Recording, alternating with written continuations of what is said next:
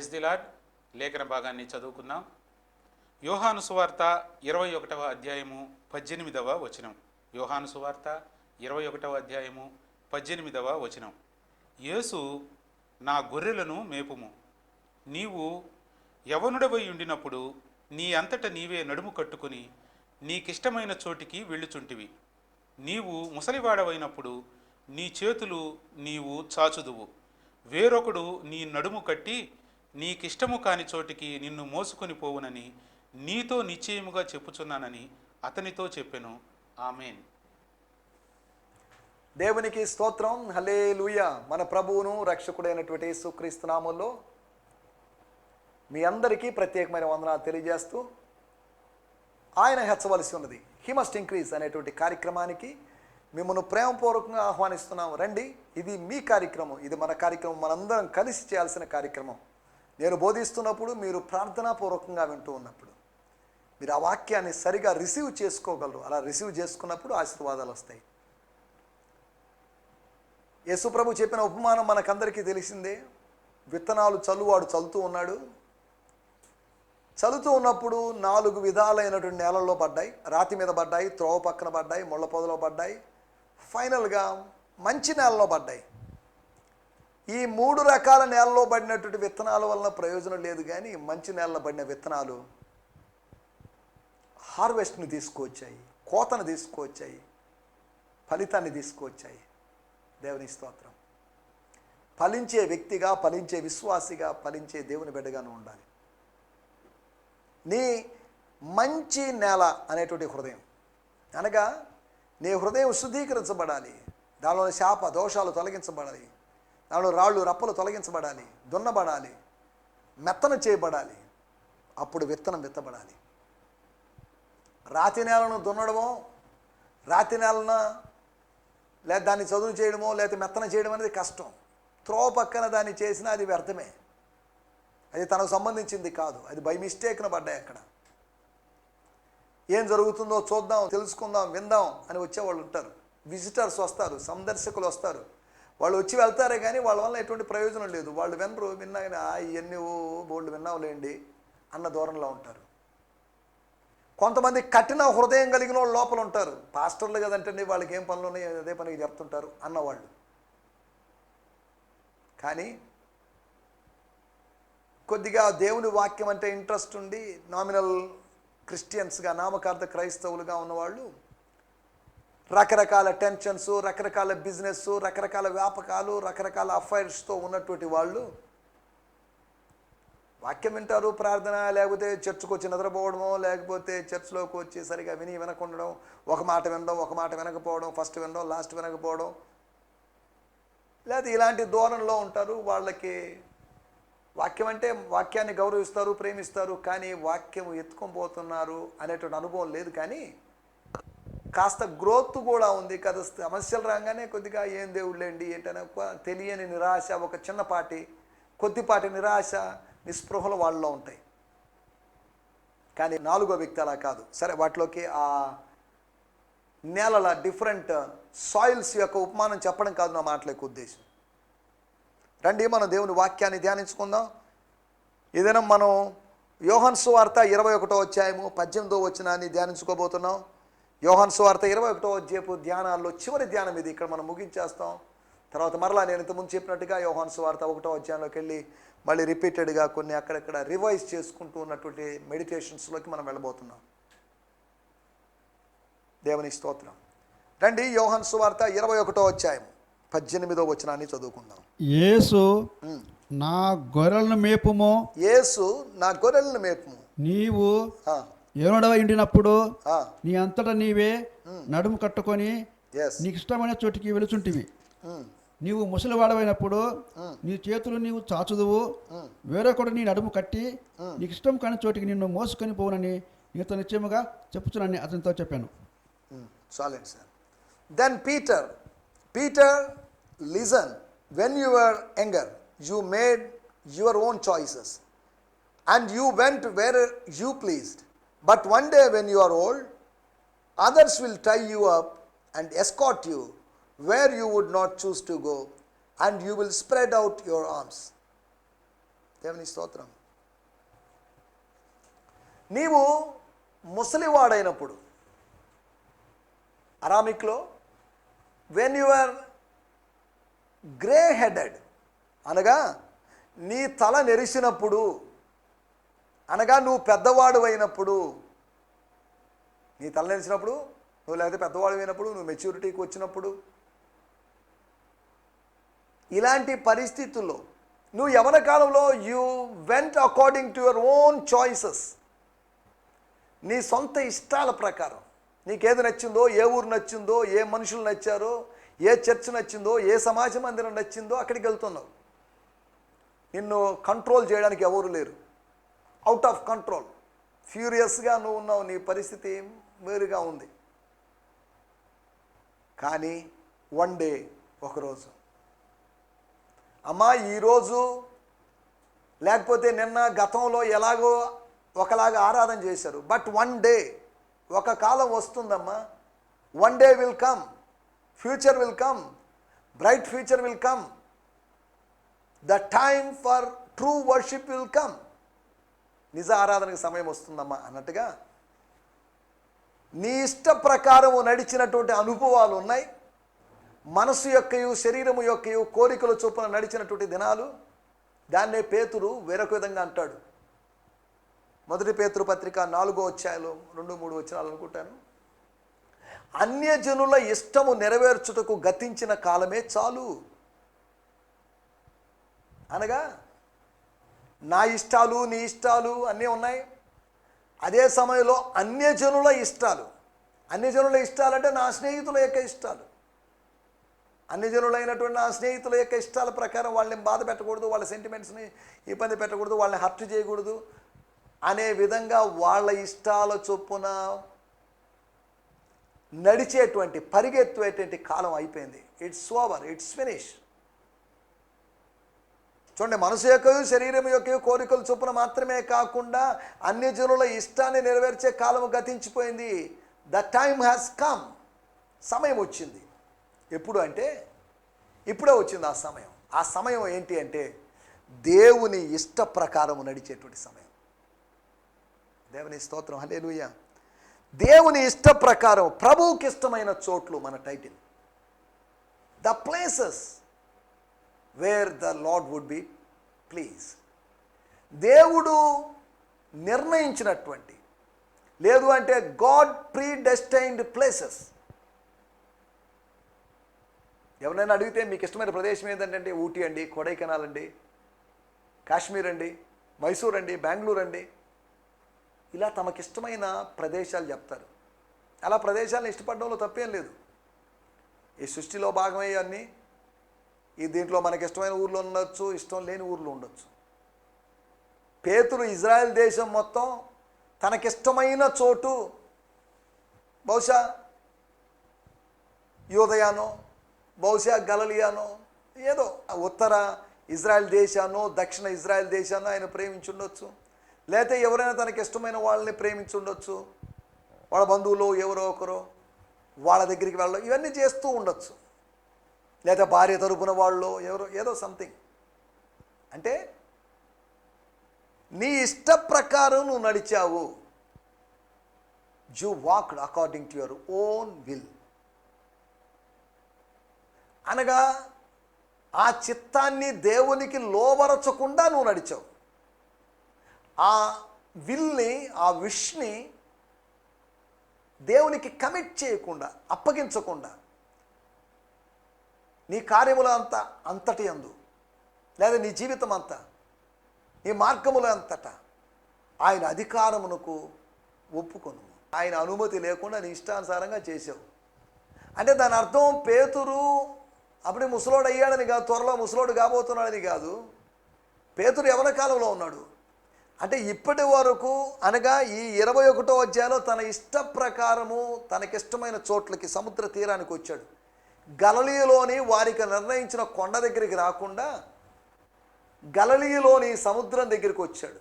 తర్వాత ఫైనల్గా గలిలయలోని అపోస్తల కార్యం 1వ అధ్యాయంలో చదివితే యేసు ప్రభు నిర్ణయించిన చోటికి వాళ్ళు వచ్చారు. అనగా పేతురు కూడా వచ్చాడు. అంటే మన జీవితంలో రాను రాను ప్రభువుతో సంబంధం ఏర్పడే కొద్దీ ఒక 10% దేవుని చిత్తాన్ని నెరవేర్చేవాళ్ళు మెల్లగా 20%, 30%, లేదా అలా 50%, 70% సంపూర్ణమైన దేవుని చిత్తము నెరవేర్చే విధంగా తయారవుతారు, మార్పు చెందుతారు, దేవుడు మారుస్తాడు. మనకు సొంత చిత్తం ఉంది, దేవుని చిత్తం ఉంది. యేసు ప్రభు గెత్సెమనే తోటలో ప్రార్థన చేస్తాడు, మనకందరికీ తెలిసిన విషయమే.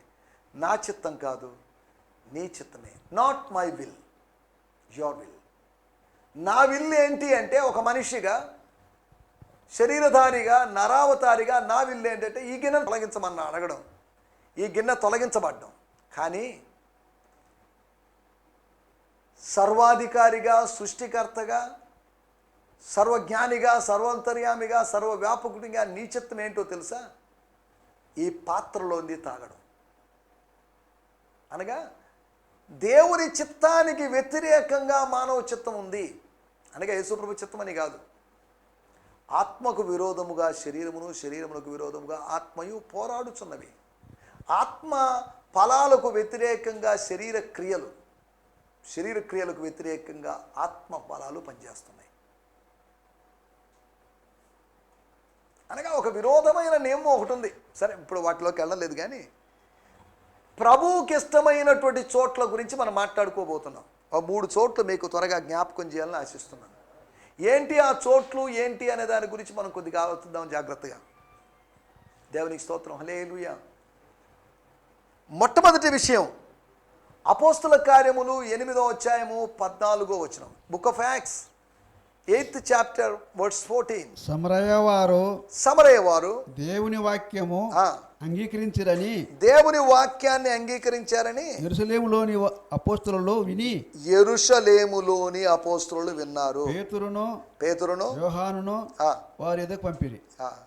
When the apostles in Jerusalem heard that Samaritans had accepted God's message of life, they sent Peter and John to pray over them so that they would receive the Holy Spirit. అంటే సమరయ వారు దేవుని వాక్యాన్ని అంగీకరించారు. కారణం ఎలా దేవుని వాక్యం అంగీకరించారు? దేవుని వాక్యం బోధించారు. ఎవరో వెళ్ళారు. Somebody went there.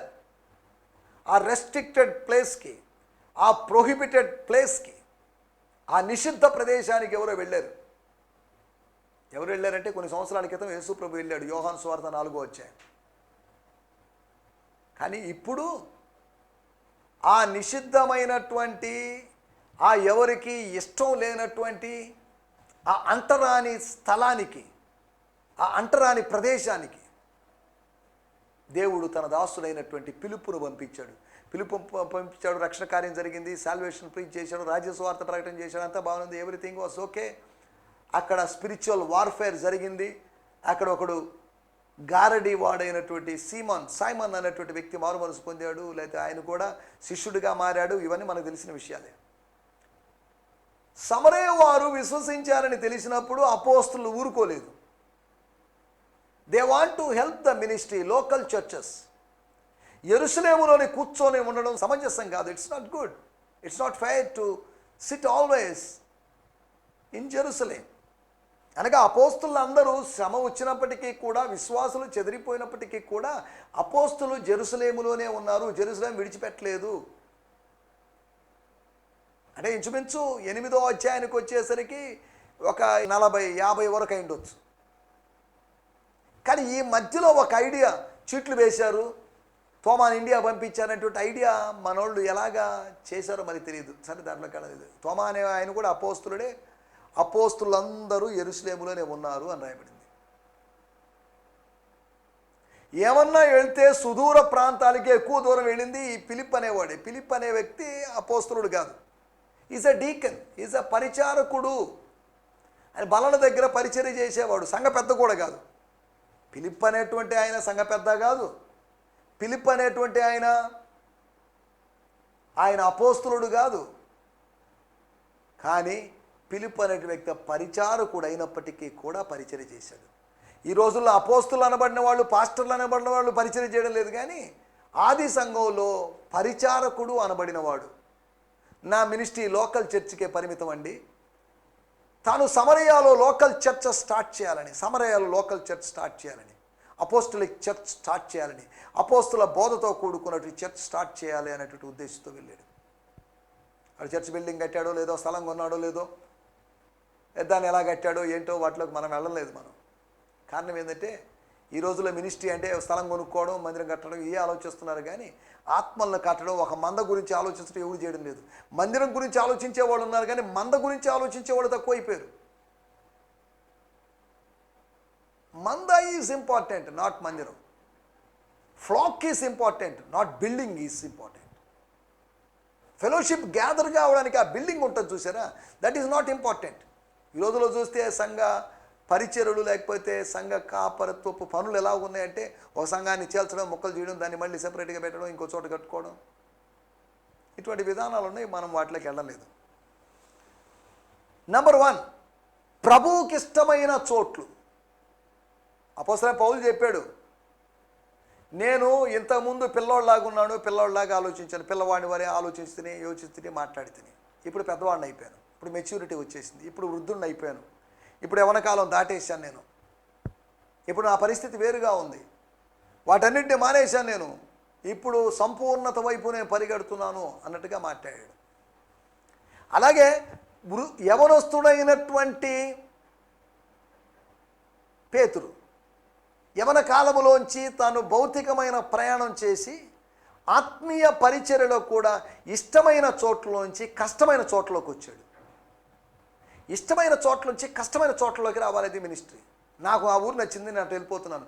చాలామంది దేవుడు మమ్మల్ని అక్కడికి చెప్పాడండి, అక్కడికి వెళ్ళిపోతున్నాను అంటున్నారు. మంచిదే, దేవుడు మీతో చెప్తే వెళ్ళడంలో తప్పేం లేదు. కానీ దేవుడు చెప్పకుండా మీరే ఊహించేసుకొని వెళ్ళడమే ప్రమాదకరం. చూడండి, దేవుడు చెప్తే వెళ్ళాడు, తన సొంత ఆలోచనను బట్టి పిలిపి వెళ్ళలేదు. అందుకొరకే విస్తారమైన మినిస్ట్రీ జరిగింది, విస్తారమైన ఆత్మలు సంపాదించాడు. ఈ రోజులో దేవుడు చెప్పాడు అని వచ్చిన వాళ్ళు వేరే జిల్లాల్లోంచి, వేరే రాష్ట్రాల్లోంచి, వేరే మండలాల్లోంచి వచ్చిన వాళ్ళు వస్తున్నారు. కానీ ఇక్కడ వెలగబెట్టింది, ఉద్ధరించిందంటూ ఏమీ లేదు.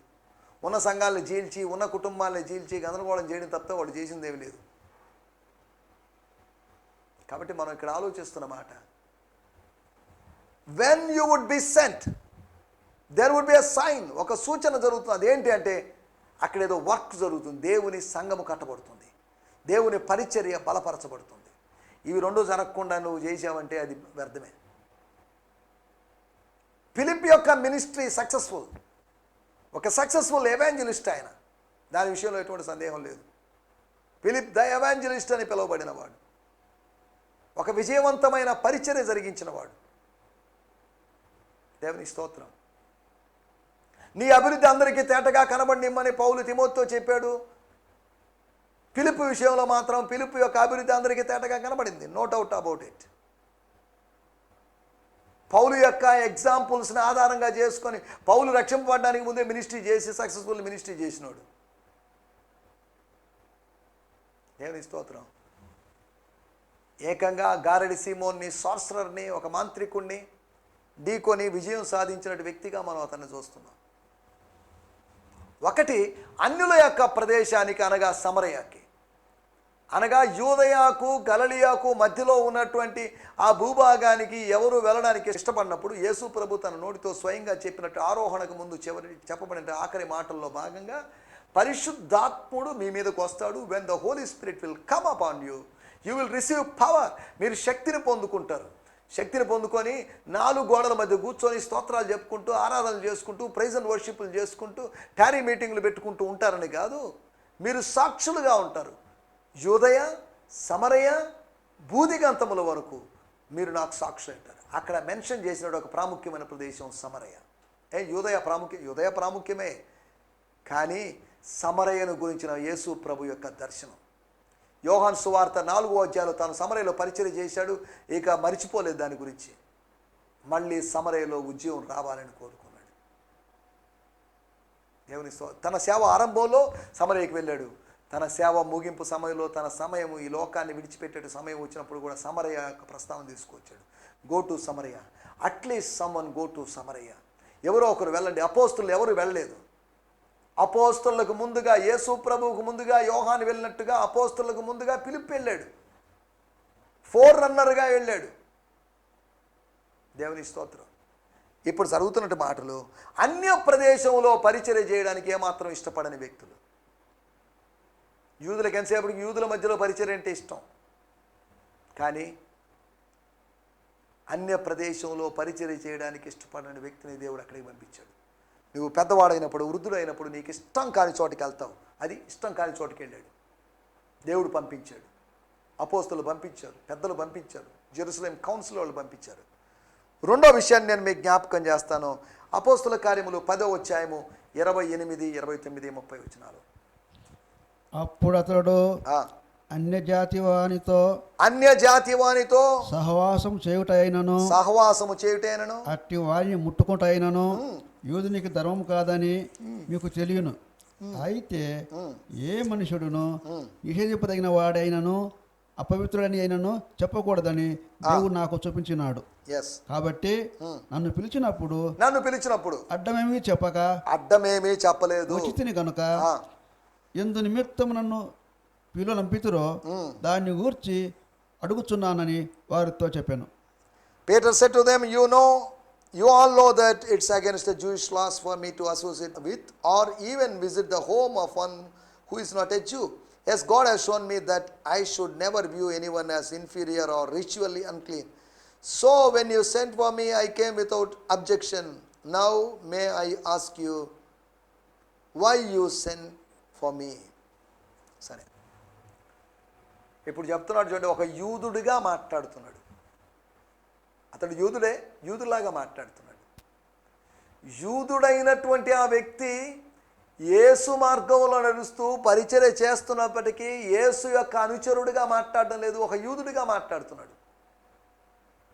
అనగా పూర్వపు మత అనుచరుడిగా మాట్లాడుతున్నాడు, కానీ యేసు మత లేదా యేసు మార్గ అనుచరుడిగా మాట్లాడలేకపోతున్నాడు.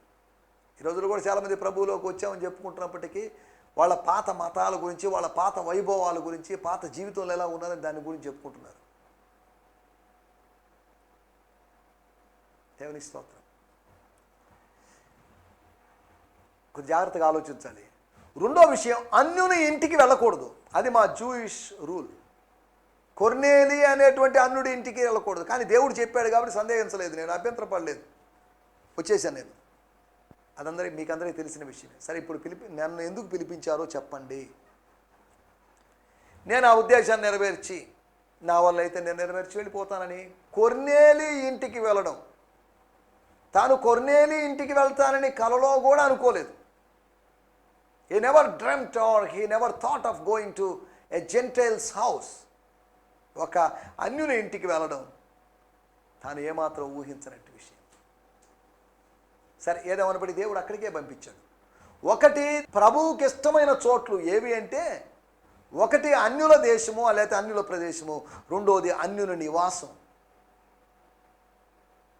ఏ భేదం లేదు, అందరూ పాపం చేశారు.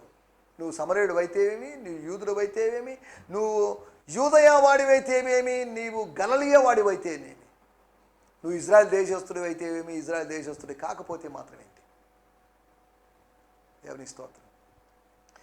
మూడో విషయాన్ని చెప్పి ముగించేస్తాను. గలతీయులకు రాసిన పత్రిక 2వ అధ్యాయము 7, 8, 9 వచనాలు మనం గమనిస్తే, అయితే సున్నతి పొందిన వారికి బోధించుటకై సువార్త పేతురుకి ఎలాగూ అప్పగింపబడెనో అలాగూ సున్నతి పొందని వారికి బోధించుటకై నాకు అప్పగింపబడినని వారు చూచినప్పుడు, అనగా సున్నతి పొందిన వారికి అపోస్తలుడవుటకు పేతురునకు సామర్థ్యము కలగజేసిన వాడే అన్యజనులకు అపోస్తలుడవుటకు నాకును సామర్థ్యము కలగజేసినని వారు గ్రహించినప్పుడు, when those most influential among the brothers were not able to add anything to my message, when whom they are before men makes no difference to me, for God is not impressed by their reputation. సరే, వీటిలోకి మనం వెళ్ళలేదు. ఇక్కడ ఒక point మనం గమనిస్తాం. పేతురు విద్యాభ్యాసం లేనటువంటి పామరుడైనటువంటి పేతురు, అపోస్తల కార్యము 4వ అధ్యాయంలో రాయబడింది. అనగా వాళ్ళకి బేసిక్ ఎడ్యుకేషన్ ఉందే కానీ హయ్యర్ ఎడ్యుకేషన్ లేదు. పౌలు విషయం అలా కాదు, ఆయనకి హయ్యర్ ఎడ్యుకేషన్ ఉంది. మోసెస్కి హయ్యర్ ఎడ్యుకేషన్ ఉంది. అతను ఎక్కువ పుస్తకాలు పాత నిబంధనలో రాస్తే ఇతను ఎక్కువ పుస్తకాలు కొత్త నిబంధనలో రాశారు. అనగా హయ్యర్ ఎడ్యుకేషనే కావాలని కాదు నా మాటల ఉద్దేశం. ఆత్మీయులు అనబడిన వాళ్ళ మధ్యలోకి దేవుడు పేతురును పంపించాడు. వేషధారులైనటు వాళ్ళ దగ్గరికి పంపించాడు. పేతురు చదువులేనోడు, చదువు లేనటువంటి వ్యక్తిని చదువుకున్నటువంటి పండితుల దగ్గరికి, ప్రావీణ్యము కలిగిన వాళ్ళ దగ్గరికి, ధర్మశాస్త్రం ఎరిగిన వారి దగ్గరికి పంపించాడు. అంతా చదువుకున్న వ్యక్తిని అన్యజనుల దగ్గరికి పంపించాడు. పౌలునేమో అన్యజనుల దగ్గరికి, పేతురునేమో యూదుల దగ్గరికి పంపించాడు. అంతా రివర్స్ చేశాడు. మనమైతే పేతురుని అన్యజనుల దగ్గరికి పంపిస్తాం. నీకు చదువు లేదు కదా, ఎందుకు ఈ చదువుకున్న వాళ్ళ మధ్యలో, ఈ ఇంజనీర్స్ మధ్యలో, ఎంబీఏ చేసిన వాళ్ళ మధ్యలో, లేకపోతే హైలీ క్వాలిఫైడ్ వాళ్ళ మధ్యలో నువ్వెందుకు లేని పంపిస్తాం. కానీ దేవుడు దానికి రివర్స్ చేశాడు. పేతురుని ఆత్మీయులు అనబడిన వారి మధ్యలోకి, యూదుల మధ్యలోకి పంపిస్తే పౌలును మాత్రం అన్ని జనుల దగ్గర పంపించినట్టుగా చూస్తున్నాం. సరే, నా మాటల యొక్క ఉద్దేశం, నా మాటలు నేను ఇక్కడ ముగిస్తున్నాను. అన్యుల ప్రదేశానికి పంపించబడ్డాడు. రెండోది అన్యుని ఇంటికి పంపించబడ్డాడు. మూడోది ఆత్మీయులు అనబడిన వారి మధ్యలోకి పంపించబడ్డాడు. ఆయనకి ఇష్టం లేని చోట్లు.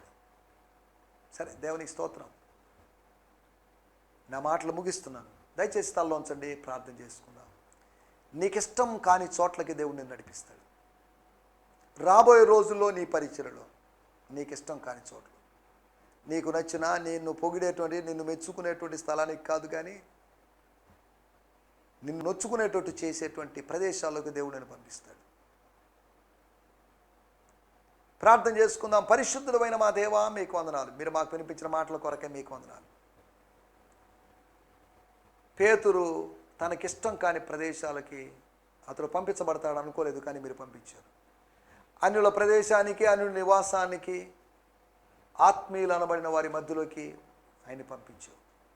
మా జీవితాల్లో కూడా మీ చిత్తమే నెరవేరాలి. పరలోకమందు నీ చిత్తం ఎలాగూ నెరవేరుచున్నదో, భూలోకమందు అనగా భక్తుల లోకమందు, భక్తుల మధ్యలో, భక్తుల పరిచర్యలో మీ చిత్తమే నెరవేరాలని కోరుకుంటున్నా. దేవా, మీకు వందనాలు చెల్లిస్తున్నాం. మీరు మాకు వినిపించిన మాటల కొరకే మీకు వందనాలు. మాకు ఇష్టమైన చోట్లు కాకుండా మీకు ఇష్టమైన చోట్లకి మేము వెళ్ళగలుగుటకు, పరిగెత్తగలుగుటకు, నడవగలుగుటకు, సేవ చేయగలుగుటకు సాయం చేయమని యేసు క్రీస్తు నామములోనే ప్రార్థించడుగుతున్నాం పరమ తండ్రి. ఆమేన్, ఆమేన్. స్తోత్రం. మీ అందరికీ ప్రత్యేకమైన వందనాలు. ప్రభు చిత్తమైతే మరొక ఎపిసోడ్లో రేపు ఉదయకాలం కలుసుకుందాం. హల్లెలూయా. ఈ సందేశము మీకు ఆశీర్వాదకరంగా ఉందని నమ్ముచున్నాము. ప్రార్థనా అవసరతల కొరకు మమ్మల్ని సంప్రదించవలసిన మా చిరునామా గిద్యోన్ మిషన్ చర్చ్, 6వ వీధి, శాంతినగర్, నెల్లూరు 4, ఆంధ్రప్రదేశ్. పిన్ 524004. మా ఫోన్ నంబర్లు 7036443613, మరి ఒక నంబర్ 9392293010. మా ఈమెయిల్ ఐడి gfihmi2015@gmail.com. దేవుడు మిమ్మును ఆశీర్వదించునుగాక. ఆమేన్.